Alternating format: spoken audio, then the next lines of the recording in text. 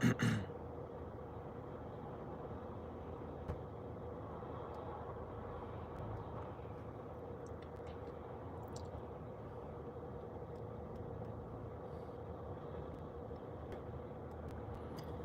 Shalom, Shalom, Akiyam.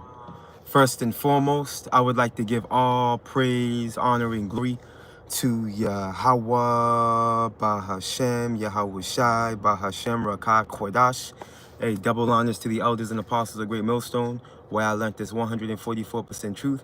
Peace and salutations to the hopeful elect, starting with the 144,000 men of Israel, which consists of the servants, the prophets, whom have been ordained since the foundations of this earth to sing this new song, which comes in the form of this gospel, which will be preached throughout all four corners of this earth and rest upon the ears of the innumerable multitude, men, women, and children of Israel, who may be scattered throughout all four corners of this earth. Hey, Shalom, Shalom, beloved Akim and Akwath. It's just Bayan back again through the spirit and power of Yahweh Bashim Yahweh Shai. And I just want to get into a brief lesson, all right, speaking to the collapse, okay, of this mighty empire known as America, man, the daughter of Babylon, Mystery Babylon the Great, okay? And ultimately, a video came across my feed from the Homestead Journey, old girl. I used her video one time for another video, but I mean, the spirit is, yeah, she's bringing out some information, man, which is talking to prophecy. You see, so we're gonna go into it through the spirit. And in this clip, pretty much they're gonna be speaking on. There's gonna be individuals, that live in the vicinity of Las Vegas, and they're gonna be speaking to the overtone of how things are looking over there right now. And then we know, the cliche they got over there. What happens in Vegas, stays in Vegas. That's known as one of America's playgrounds. All right, where all manners of abomination, profanity, sexual immorality, and wickedness goes forth. Okay, that's one of America's highlighted locations. Okay, where all types of wickedness goes forth, man. All right, but Yahweh Bashim Yahweh Shai is shutting it up. You see, and we're coming into a time now where Babylon, okay, it can't be healed. You see, Babylon's being hit with a with a continuous blow, all right, to the head. All right, and it's coming in the form of the men of the Lord bringing forth these prophecies, man, and speaking prophecy into existence through the spirit and power of Yahweh Bashim Yahweh Shai. Okay, to the point where now, Babylon the Great, she's on her deathbed. Okay, she's coughing up blood, man. You see, she's coughing up blood. When you coughing up blood, that's a sign of death. You see, and that's where this place stands right now, man. And again, this clip I'm gonna share with you, beloved Akim and Akwa, it's a token to that. Okay, to this mighty empire, our seventh and final captivity, it's crumbling, man. It's crumbling, man. From the infrastructure, okay, this whole system is just deteriorated, and this is why Esau's on the move for that fourth industrial revolution, right? That new world order. He understands that he has to reset, okay, which is pretty much him resetting his pivot as far as his position of power. He understands that he can no longer operate in this form of economy, in this form of legislation. He has to revamp. He has to change up. You see, this place has run its course. This is why they're reaching, with this technocracy they're trying to go forth with. You see, because hey, the one thing you can't stop is prophecy, man. All right, you can't stop it, and Esau knows he can't stop prophecy. So what he's trying to go around it. He's trying to slow it down. But the scriptures can't be broken. All right, and ultimately, everyone's on Yahweh Bashim Yahweh Shai's time, even Esau. Okay, and shalom to you, beloved Akiyam and Akwath, on the comment board, man. Shalom, Yahweh Bashim Yahweh Shai Barakatham to you, beloved Akiyam and Akwath, and to you, beloved Akiyam and Akwath that are going to be tuning in later. Now, real quick, what I wanted to do, man, the Wadi Yahweh Bashim Yahweh Shai, he's visiting this wicked ass place, man.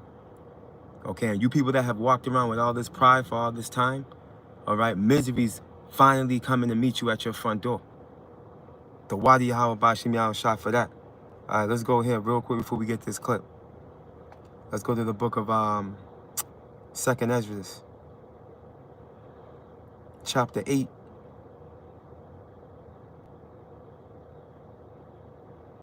And verse 50, and it reads, "For many great miseries shall be done, to them that in the latter time shall dwell in the world, because they have walked in great pride," man. And right now we're in the world of Esau. All right. Hence 2nd Ezra, what's that, 6? Esau is the end of the world, and Jacob is the beginning of it that followeth, man. Job 9:24. You see, the earth has been given into the hand of the wicked. We're living in the eon of Esau. That's the title for a lesson, the eon of Esau.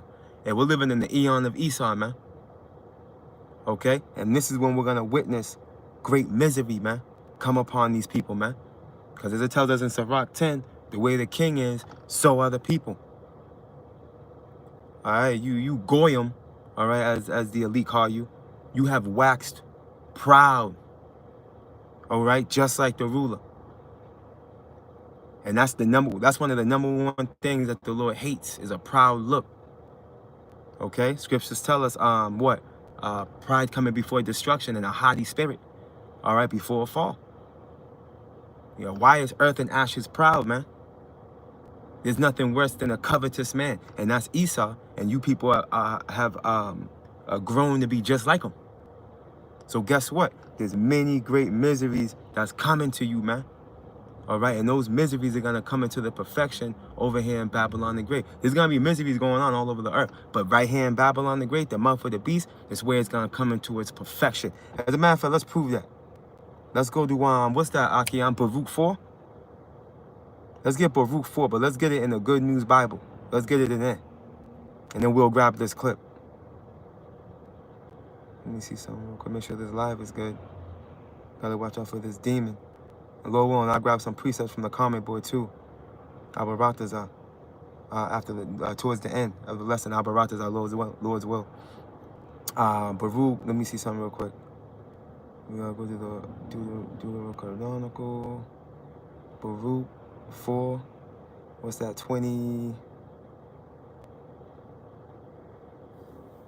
30. The book of Baruch, chapter 4, and verse 30. And I'll start at verse 30, and it reads, "Take courage, Jerusalem. Yahweh Bashim Yahushai, who gave you your name, will now bring comfort to you. Misery will come to those who ill-treated you, and then rejoice when you fell," man. Okay, misery. Who's done this? The heathen, starting with Esau, Edom. Psalms 83, okay? Esau is the first nation mentioned. And he's mentioned twice. He's mentioned in the form of Edom and in the form of Amalek, which is the chief house of Esau. Okay, which Amalek was the first of the nations in 2 ways. He was the first to attack us on our way out of Egypt, and he's the first nation of the heathens to have global dominion. You see? So he's the Esau, Edom, the self-proclaimed white man, is our arch enemy. All right, he's the #1 enemy to Israel, man, to us so-called Negroes, Latinos, and Native Americans. And if you don't believe me, just do some research, man. Tap into some circular history. For those of you new listeners, and for those of you that are eavesdropping on the lessons in the background, scoffing and scorning, but you're knowledge grabbing, do some research, man. If you think we're just tripping or we're just hateful, and you do your research. Look what this man has done to our people, man. Look what he's still continuously doing to our people, man. Okay? But guess what? Yahweh Bashim Yahushua is going to vindicate us, man. We don't have to do anything. Yahweh Bashim Yahushua is going to vindicate us. And then ultimately, Ezekiel, what's that? Ezekiel, is that 25? This nigga's going to, these heathen are going to fall into the hand of Yasha Allah. That's the end game. Okay? These heathen nations are going to fall into the hands of Yasha Allah. It's going to be the will of the Lord for that to happen. It can't be stopped. It's not going to be able to be stopped. You see? But we have to wait for the Lord to bring that forth. You see? So misery's coming, man. Let's go. Misery will come to those who ill-treated you, and then rejoice when you fell. Misery will come to those cities, okay, that your children, I'm sorry, forgive me. Misery will come to those cities that made your children slaves. Come on, man. And Babylon the Great is just one big city. You see? Babylon the Great is one big city, man. Like it unto a metropolis. Okay, because it caters to the woman. It's built off of woman worship. That's where you got the Statue of Liberty. Okay? Which goes back to that Greek goddess, I forgot her name. You know? Which the Romans were tapping into that to all these heathen nations. But needless to say, this is one big city, okay, that has persecuted Yasha Allah, man. But guess what? We're living in a time now when misery's coming to it, man. Misery. It's time for misery, man. Look at misery will come to those cities that made your children slaves. See, Esau thought he was going to get away with what he did. He thought he was going to get away with hanging Jake by the neck, with their hands tied behind their back, burning them at the stake, dismembering them, okay, eating them. Yeah, eating them. Yup. The delectable Negro, right? Look that up. Esau was eating Jake, man. Preserving Jake's phallus in jars as memorabilia. This is what this guy was doing. This is that monster, okay, that the scriptures speak about. And this nigga hasn't changed, man. He's just in the cut, in the shadows, trying to hide his horns by wearing a fitted hat or a baseball cap, rather. You know what I'm saying? Hold on. This is him. He thought he was gonna get away with everything he's done to our people, but no, you ain't gonna get away with it, man. Now it's time for you to pay, and it's gonna be it's not gonna be a mercy kill. How the Lord's gonna do you? The Lord's gonna misery, man. It's gonna be progressive. The Lord's gonna choke you out, give you some air, choke you out, give you some air.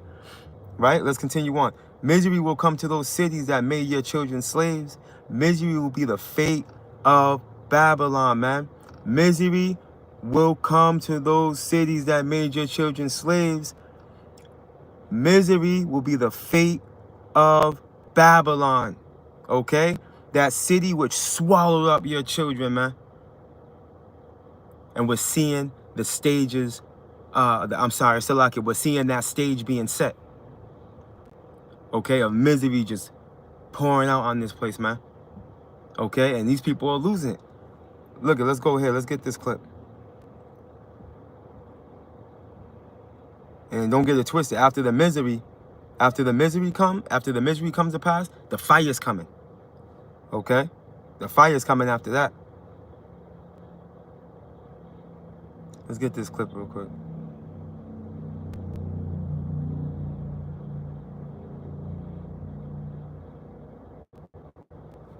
Bear with me.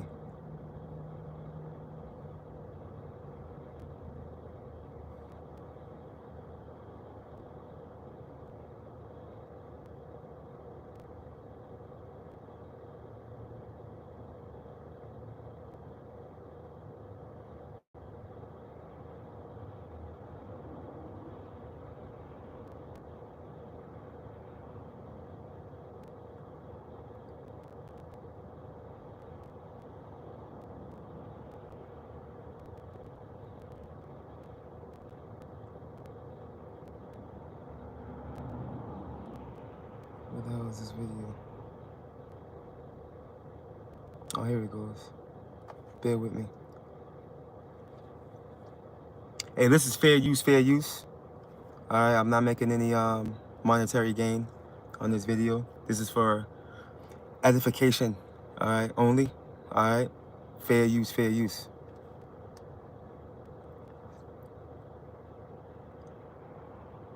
Has supposedly dropped in Las Vegas, Nevada, America's playground. If you've been to Las Vegas before, you know that it is always busy, no matter what. They are not lying about Vegas being dead, y'all. I'm a waitress on the Strip, and last year around this time, I made like $300 to $500 a day in tips. And today, I just walked home with $124. Vegas is dead. The rumors are true. Visitation is down. And there's really nobody around except for a few corporate events going on here and there, corporate meetings. But yeah, it is kind of dead here, I'm going to have to admit.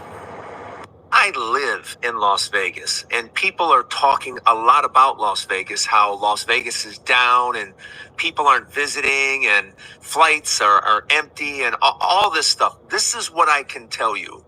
It's a Friday afternoon. And I just drove across town. I mean, from one end of the town to the other end of Las Vegas, and I just did it in 17 minutes. 17 minutes. No traffic whatsoever. And this morning there was eerily no traffic whatsoever. So I don't know exactly what's going on, but this much I can tell you. There's no traffic. There's no traffic in Vegas at all. If on a Friday afternoon I can drive from one side of the town all the way to the other, from Summerlin all the way to Henderson in 17 minutes? Yeah, something's up. Something's up in Vegas. I don't know exactly what, but there's no traffic in Vegas, especially on a Friday. Las Vegas is in a lot of trouble, and I think I can tell you why in a way that's not like the other videos. I hope that I tell this in a way that enough people can really hear this story. I moved to Las Vegas during the first financial recession, 2009, and my first night here, I stayed at the Excalibur. When I was here, I stopped at, as soon as I got to Las Vegas, I stopped at a Terrible's gas station, and this woman looked at me. I must have looked so frightened, and she was like, "Honey, are you okay?" And I was like, "Yeah, no, I just moved here." And she's like, "Well, let me know if you need anything." And I just thought that was so cool. And yeah, eventually I found a place to stay, and eventually I found a job. It was really, really tough. I would not tell you to move to Las Vegas right now. It's going to be tough to get a job. Tougher than then. Tougher than it was. But I love this town, and I explored every part of this town. I've been to every corner of every casino, whether that's local or on the Strip. I've been inside every casino. I've done every cheesy attraction you can go to. The M&M's place, the chocolate fountain at the Bellagio, the Seven Magic Mountains, everything you could do, the Atomic Museum. And I always felt welcome in the halls of casinos in this town. It was affordable. If you played in the casino, you were treated well. You got comps, you got things from them. And I would go to shows at the Mandalay Bay. I would go to shows at MGM, T-Mobile Arena. I remember I went to a concert at the Mandalay Bay. It was $50. I didn't pay for parking. And then we had dinner afterwards. It was $25 for dinner to do that. It was truly a magical. And for a good 10 years of my life, if you asked me anything about Las Vegas, I could tell you every little fact and weird little part of every fact. 3 days after I moved to Las Vegas, Oscar Goodman, the mob lawyer, comes up to me, "Welcome to Las Vegas." And this town was so magical to me. All of the parts of it. Red Rock, Ethel M's Chocolate Factory, Lake Las Vegas, all of these things I got to experience. And I'm so grateful for that. And it felt like a different universe and a different time. But I could not imagine that now. I could not imagine as a local going to a casino on the Strip, whether that was parking or how I would be treated or the lack of really any incentive to go. It's so prohibitively expensive, and the energy has changed, and it is not welcoming and hospitable. We have become hostile to the people that built this town. And it's sad. It's very sad. And the reason is because our leaders have sold us out. The leaders over the last 20 years, they've done very well for themselves, but they have sold us out. And it has really stolen the magic of this town. I drove up the 15 today on a Thursday night, and there was no traffic. This town is in a lot of trouble. I've been to Las Vegas. Reminiscing. Hey, it's over, man. It's game over, okay? And as we titled it through the spirit, we would have hailed Babylon, man. We would have hailed it. Let's pause on Salakia, forgive me.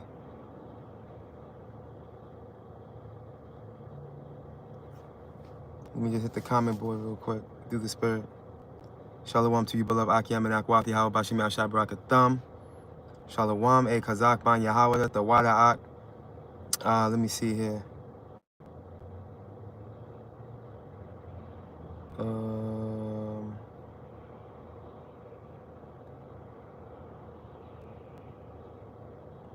brother mentioned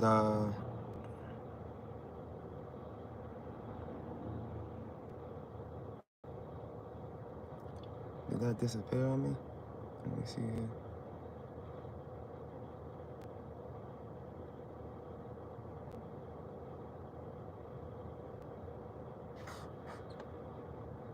Khan, yeah, the brother said the Statue of Liberty is modeled after the Roman goddess Libertas.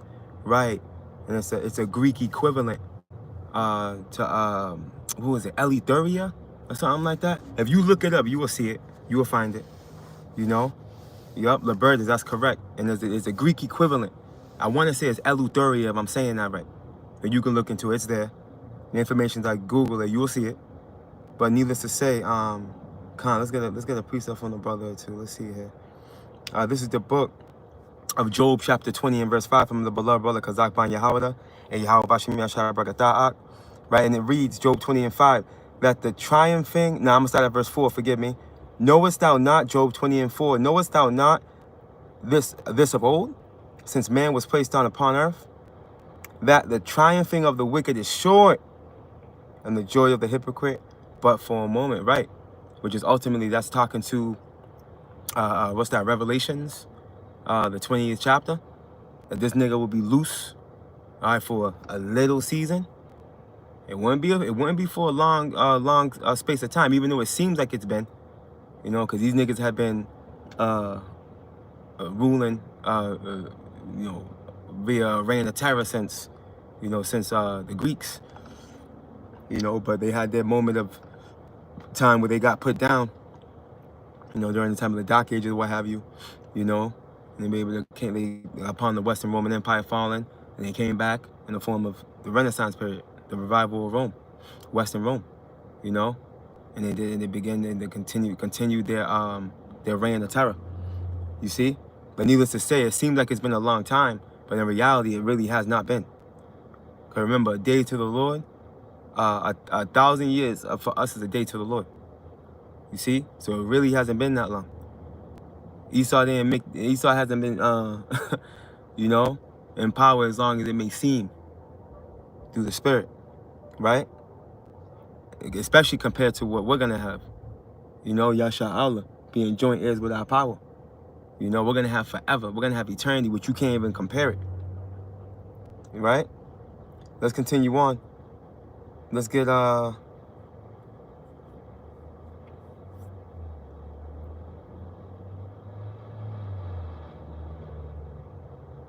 Wadamalot. Yo, let's get that Ezekiel 25 real quick. In verse 12, it reads from the brother Kazak Ban Yahawada. I'm gonna have to call him back. Thus saith the Lord power Yahweh, because that Edom has dealt against the house of Judah by taking vengeance and had greatly offended and revenged himself upon them. And let's see here. It looks like 13 and post up. We'll jump down to verse 14. And I will lay my vengeance upon Edom by the hand of my people Israel, and they shall do in Edom according to mine anger and according to my fury, and they shall know my vengeance, saith the Lord power Yahweh. You see, in that, hey, that recompense is going to be a divine one. Because remember, we're going to be immortal. Okay? When Esau, Edom, and the rest of these heathen fall victim. All right? To fall victim to the judgment written. You see, it's going to be a divine one. We're going to be immortal. So you can only imagine what that's going to look like. Let's continue on.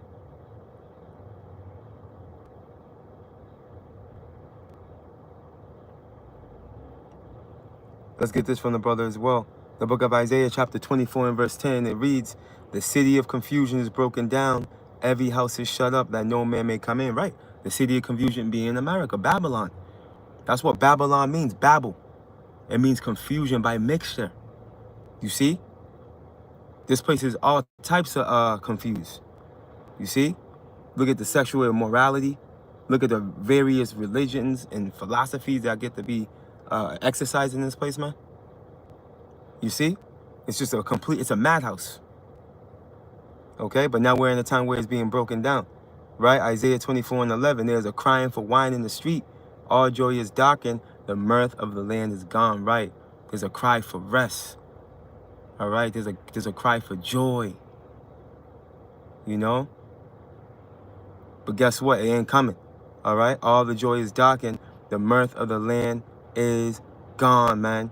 All right? And this is what's going to be the end game, right? Verse 12. And the city is left desolation, and the gate is smitten with destruction, man. All right? But prior to that happening, what? Babylon's going to continue to be dismantled by Yahweh, by Hashem Yahweh Shai. Let's close up with that Jeremiah. Hence the title, right? Jeremiah, real quick. Chapter 51. I'm going to start at verse 7, and it reads, Babylon has been a golden cup in the Lord Yahweh's hand that made all the earth drunken. Right. Contrary to what Esau, Edom, the self-proclaimed white man thinks, Yahweh Bashim Yahushai has allowed you to exercise this wickedness you've been doing. Okay? He's used you as a weapon.